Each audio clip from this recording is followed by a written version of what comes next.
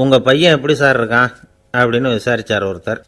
அவன் என்ன சார், எதை சொன்னாலும் காதில் வாங்க மாட்டேங்கிறான், அவன் பாட்டுக்கு போகிறான் வர்றான் அப்படின்னு சொல்லி அழுத்துக்கிட்டார் அப்பா. பெரியவங்க சொல்கிறத சின்ன பிள்ளைங்க கேட்குறது இல்லைங்கிறது ஒரு குறை. பெரியவங்க சொல்கிறது சின்ன பிள்ளைங்க காதிலேயே விழறது இல்லைங்கிறது ஒரு குறை. இது கொஞ்சம் சீரியஸான விஷயம், கவனித்து பார்க்கணும். ஒரு குழந்தைக்கு காது சரியாக கேட்குதா இல்லையா அப்படிங்கிறத நாம் தான் கவனித்து பார்த்து கண்டுபிடிக்கணும். அதுவாக நம்மக்கிட்ட தவழ்ந்து வந்து அப்பா எனக்கு காது கேட்கல, அழைச்சிட்டு போங்க டாக்டர்கிட்ட அப்படின்னுலாம் சொல்லிகிட்டு இருக்காது. அது சரி, ஒரு குழந்தைக்கு காது சரிவர கேட்குதா இல்லையா அப்படிங்கிறத முன்கூட்டியே நாம் தெரிஞ்சுக்கிறது எப்படி? அதுக்கு சில வழி இருக்குது. உங்கள் குழந்தைய கொஞ்சம் அப்படி கவனித்து பாருங்கள்.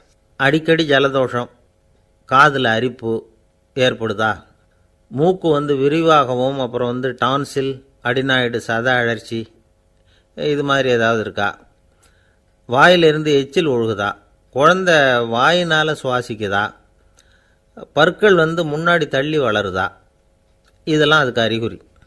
அப்புறம் இந்த VBDF TH இப்படி இந்த ஒலிகள் சேர்ந்த வார்த்தைகளை குழந்தை சரியாக புரிஞ்சுக்காது.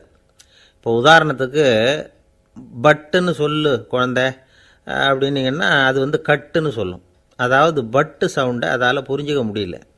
அப்புறம் உங்கள் குழந்தை உங்களை உறக்க பேச சொல்கிறானா, அடிக்கடி கேள்வி கேட்குறானா, சாப்பிட்றப்போ கவனம் இல்லாமல் இருக்கானா, படிப்பில் போதுமான முன்னேற்றம் இல்லையா, வகுப்பில் சரியாக கவனிக்கிறது இல்லையா, இப்படிலாம் இருந்தால் ஆரம்பத்திலேயே டாக்டர்கிட்ட அழைச்சிட்டு போய் சிகிச்சையை ஆரம்பிச்சுடலாம், குணப்படுத்தி விடலாம். குழந்தைக்கு காது சரியாக கேட்கலன்னா நீங்கள் செய்ய வேண்டியது என்ன தெரியுமா? அவனுக்கு காது கேட்கலேங்கிறதுக்காக அவன் முன்னாடி சத்தம் போட்டு பேசக்கூடாது. மெதுவாக சீராக பேசணும், அவனை பார்த்து பேசணும். உங்கள் உதட்டு அசைவுகள் அவனுக்கு உதவும், அதை பார்த்தே புரிஞ்சுக்குவான். நீங்கள் வாயில் வெத்தலை பாக்கு போட்டுக்கிட்டோ புகை பிடிச்சிக்கிட்டோ பேசக்கூடாது. அப்படி பேசினா அவனால் அந்த உச்சரிப்பை சரியாக புரிஞ்சிக்க முடியாது. ஒரு வார்த்தையை சொல்கிறீங்க, அவனுக்கு புரியல அப்படின்னா அதே வார்த்தையை மறுபடியும் சொல்லணும்.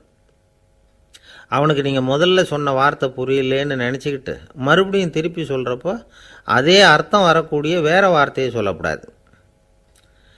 இப்படிலாம் நடந்துக்கிட்டால் அவனுக்கு மன திடத்தை ஏற்படுத்த முடியும். இல்லைன்னா அவனுக்கு தாழ்வு மனப்பான்மை வந்துடும். குழந்தைக்கு காது கோளாறுன்னா ஆரம்பத்திலேயே டாக்டர்கிட்ட அழைச்சிட்டு போனால் போதும், குணப்படுத்தி விடலாம். அப்புறம் பார்த்துக்கலாமே அப்படின்னு அலட்சியமாக இருந்துட்டால் தான் கஷ்டம். சில பேர் கோபத்தில் சின்ன பிள்ளைங்க காதை பிடிச்சி திருகிறது உண்டு. இது ரொம்ப தப்பு. காது கையோடு வந்துட்டால் என்ன பண்ணுறது? ஒரு வேடிக்கை கதை, அது கதை தான், நிஜமாக நடந்ததில்லை, அது மாதிரி நடக்கவும் நடக்காது. ஒரு வேடிக்கைக்காக சொல்லப்படுற கதை. அதாவது ஒரு வீட்டில் அப்பா அம்மாவை பார்த்து சொல்லிகிட்டு இருக்கார், இதை பாரு, நாளைக்கு காலையில் என்னை சீக்கிரம் எழுப்பி விட்ரு, நான் செங்கல்பட்டு வரைக்கும் போயிட்டு வர வேண்டியிருக்கு அப்படின்னாராம். இதை அவங்க பையன் காதில் வாங்கிட்டு இருக்கான். அப்பாவுக்கு சிரமம் வேண்டாமே அப்படின்னு நினச்சி அவனே காலையில் யாருக்கும் தெரியாமல் எழுந்திரிச்சு புறப்பட்டு செங்கல்பட்டுக்கு போட்டான். சாயந்தரமாக திரும்பி வந்தான். அப்பா பையனை காணாமல் அலமோதிக்கிட்டு இருக்கிறார். சாயந்தரமாக பையனை பார்த்ததும் எங்கடா போயிட்டு வந்தேன்னு கேட்டார் கோவமாக. செங்கல்பட்டுக்கு போயிட்டு வந்தேப்பா, நீ வீணா அலைய வேண்டாமேன்னு அப்படின்னா. எதுக்கடா போனேன்னு அதட்டினார்.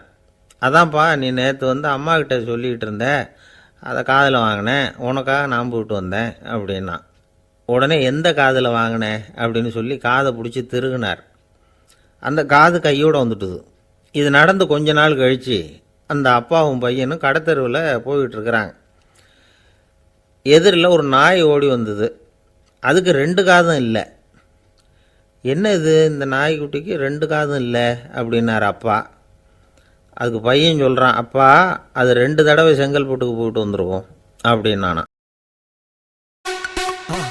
மறக்காம சர்ப்ரைஸ் பண்ணுங்க. தேங்க்யூ.